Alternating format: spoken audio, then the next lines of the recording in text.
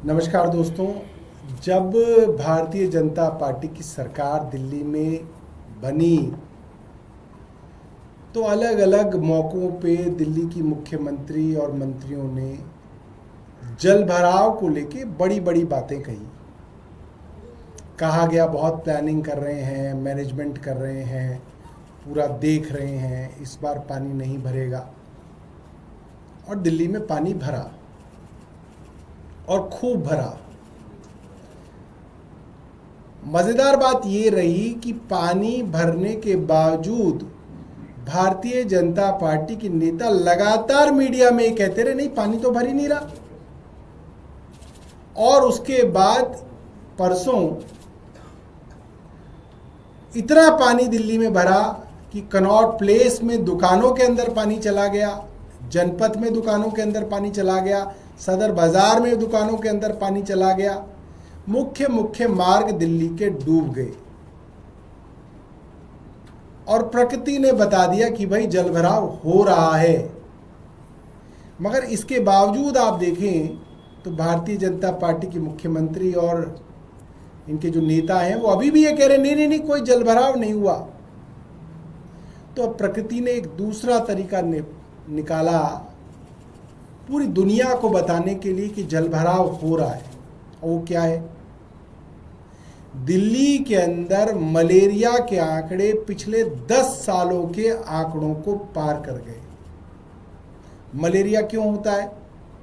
Malaria तब होता है जब आपके यहाँ जगह जगह पे जलभराव हो और जलभराव होने की वजह से मच्छर पैदा हो, ब्रीडिंग ग्राउंड बने और उसकी वजह से मलेरिया फैल रहा हो। तो आज कुछ अखबारों के अंदर एक खबर आई है कि दिल्ली के अंदर जो मलेरिया है वो पिछले 10 सालों का आंकड़ा पार कर गया है। इससे ज़्यादा तो बड़ा कोई सबूत नहीं हो सकता कि दिल्ली में जगह जगह जलभराव हो रहा है क्योंकि डिसिल्टिंग नहीं हुई। मैं सिर्फ भारतीय जनता पार्टी की नई सरकार को ये कहना चाहता हूँ कि गवर्नेंस एक सीरियस चीज़ है।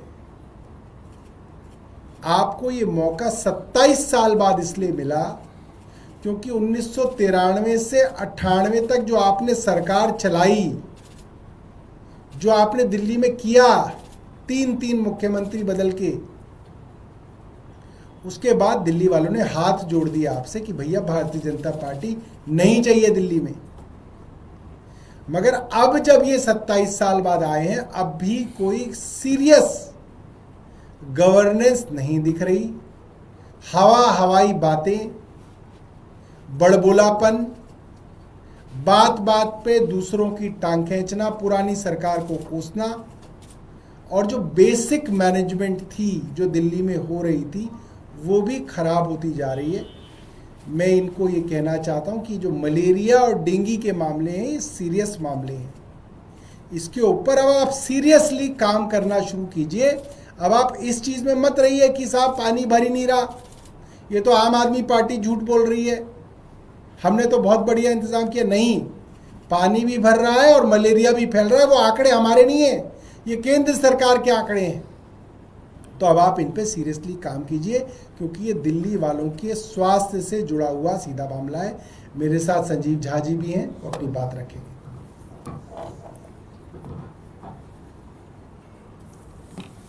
जैसा कि अभी सौरभ भाई ने बताया कि ये मलेरिया के आंकड़े ये बताते हैं, क्योंकि कल मैं दिल्ली के सीएम को सुन रहा था, वो कह रहे थे कि घंटे 2 घंटे का जलभराव रहता है।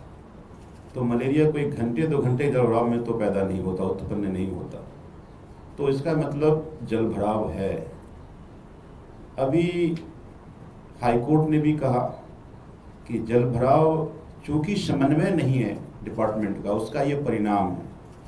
तो ये डबल इंजन की सरकार कहते थे, अब 4 इंजन है और 4 इंजन में समन्वय नहीं है और उस समन्वय न होने के कारण नुकसान दिल्ली की जनता को उठाना पड़ रहा है। तो मैं सौरभ भाई के से सहमत हूं कि केवल रील से काम तो नहीं चलेगा। अब जहां की रील वायरल कर रहे थे वहां भी पानी भर गया।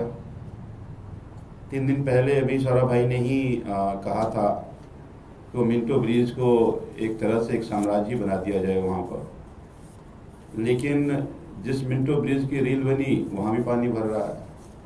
तो ये सीरियस बिजनेस है, रेल से काम नहीं चलेगा, रियलिटी में काम करना पड़ेगा। अब ये जो आंकड़े हैं, ये आंकड़े चिंताजनक हैं और दिल्ली के लोगों को एक तरह से भय के वातावरण में है, क्योंकि अस्पताल के भी बहुत बुरे हालात हैं। आज दवाइयाँ नहीं मिल रही है, सीपीए का टेंडर नहीं हो पा रहा है। तो मैं यही निवेदन करता हूँ दिल्ली के मुख्यमंत्री से कि इस पर सीरियस होकर संज्ञान लें ताकि समस्या का निराकरण हो पाए। नहीं तो 4 तारीख से सदन होना है, इन सभी बातों को लेकर जोरदार तरीके से हम सदन में उनसे सवाल पूछेंगे।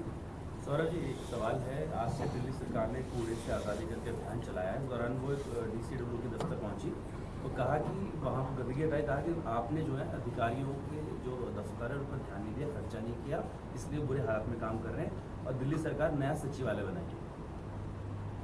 अब देखिए, ऐसा है,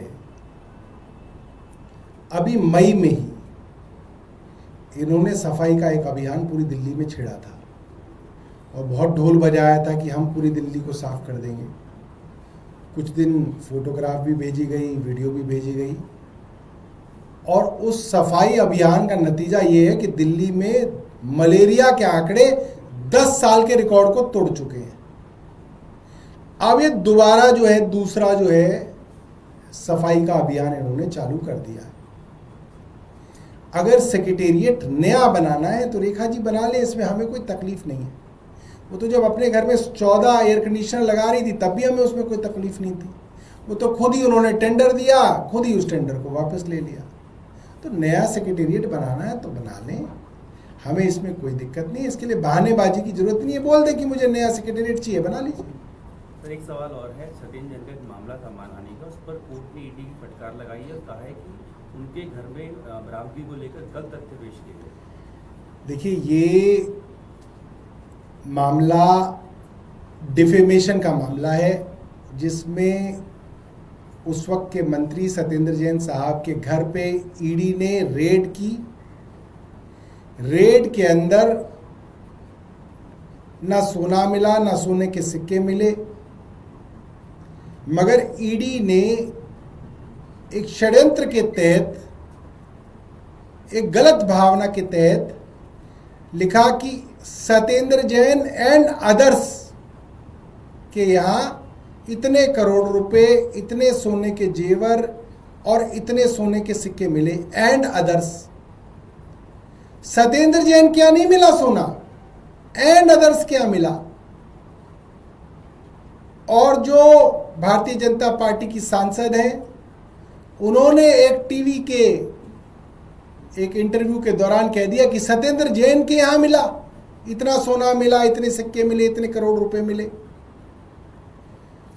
तो कोर्ट ने यह कहा कि ईडी क्योंकि एक जांच एजेंसी है, ईडी ने जानबूझ के एक भ्रामक और झूठ इस तरीके से पेश किया ताकि ये भ्रम फैले और राजनीति करने वाले लोगों को मौका मिले कि सत्येंद्र जैन साहब के नाम को बदनाम किया जाए।